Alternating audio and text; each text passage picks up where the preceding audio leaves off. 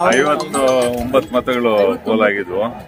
ಅದರಲ್ಲಿ 57 ನನಗೆ ಬಂದಿದೆ, 2ಗೆ ಆಪೋಸಿಟ್ ಅವ್ರಿಗೆ ಹೋಗಿದೆ. ಇದು 8ನೇ ಸಾರಿ ನನ್ನ ಚುನಾವಣೆ. ಇದು ಆಗಬಾರ್ದಾಗಿತ್ತು. ಕೆಲವು ಶಕ್ತಿಗಳು ಇದರಿಂದ 3 ಜನ MLA ಇದ್ದಾರೆ.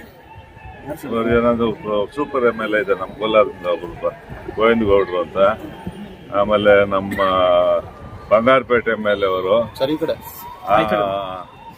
ಆಮೇಲೆ ನಮ್ಮ KGF MLA ಅವರು, 3 ಜನನು ಸೇರ್ಕೊಂಡು 2 ಓಟ್ ಹಾಕ್ಸಿದ್ದಾರೆ. ಆಪೋಸಿಟ್ ಅಲ್ಲಿ 2 ಓಟ್ ಬಿದ್ದಿದೆ. ಇವತ್ತು ಜನ MB ಕೃಷ್ಣಪ್ಪನವರು ಮಾಡಿದ್ದ ಒಂದು ಇದನ್ನ ತಿಳ್ಕೊಂಡಿದ್ದಾರೆ. ಇವತ್ತು ಬೇರೆ ಕಡೆ ಎಲ್ಲಾನು ದುಡ್ಡಿನ ವ್ಯವಹಾರಗಳು ನೋಡಿದ್ವು.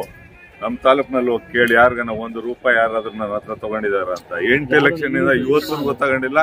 ನಾವು ಅದೇ ತರ ಅವ್ರು ಕೆಲಸ ಮಾಡಿದಿರಿ. ಅವ್ರು ನನ್ಗೆ ಅದೇ ತರ ನನ್ನ ಸಾಕೊಂಡು 8 ವರ್ಷ 8ನೇ ಟರ್ಮ್ ಅಂದ್ರೆ ತಮಾಷೆ ಅಲ್ಲ ಜನ ಇವತ್ತಿನ ದಿವಸ ಓಟ್ ಹಾಕೋದಕ್ಕೆ. ಆದ್ರಿಂದ ಇವೆಲ್ಲ ಬಹಳ ದಿವಸ ನಡೆಯೋದಿಲ್ಲ.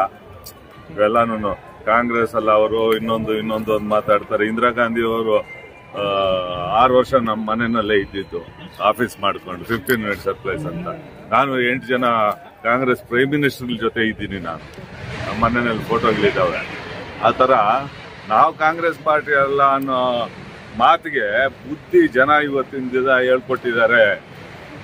ಮುಂದಕ್ಕಿದೆ, ಅದ್ರ ಪರಿಣಾಮಗಳೇನೇನಾಗುತ್ತದೆ ಅಂತಕ್ಕಂಥದ್ದು ಮುಂದಕ್ಕಿದೆ. ಅವರೇ ನೋಡ್ಬೇಕಾಗಿ ಬರ್ತದೆ, ಅವರೇ ಅನುಭವಿಸ್ಬೇಕಾಗೂ ಬರ್ತದೆ.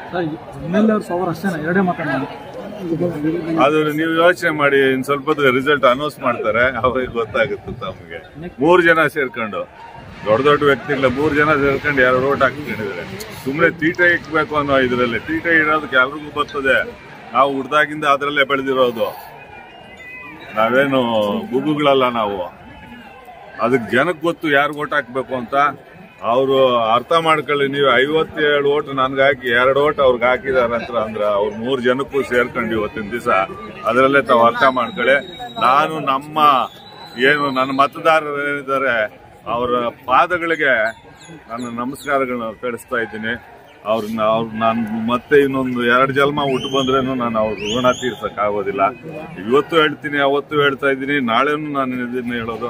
ನಾನು ಯಾವತ್ತು ನಮ್ಮ ಮತದಾರರ ಪಾದಗಳ ಹತ್ರ ನಾನು ಇರ್ತೀನಿ. ಅದು ನಮ್ಮ ಹೈಕಮಾಂಡ್ ಇದೆ. ಹೈಕಮಾಂಡ್ ತೀರ್ಮಾನ ಮಾಡ್ತದೆ. ಹೈಕಮಾಂಡ್ ಏನ್ ಹೇಳಿದ್ರೆ